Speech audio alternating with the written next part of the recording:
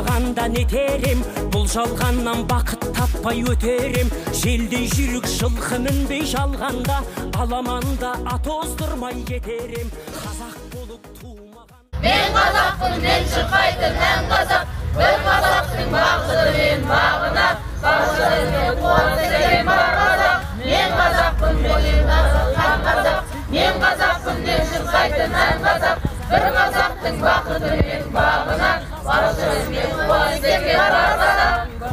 Сүрінгенде, бүлінгенде бір қазақ. Қазақ болып тумағанда нетерем, өкінішпен өртенерем, өтерем. Қасиетті домбыраны қолға алмай, қоңырауды әуелетпей кетерем.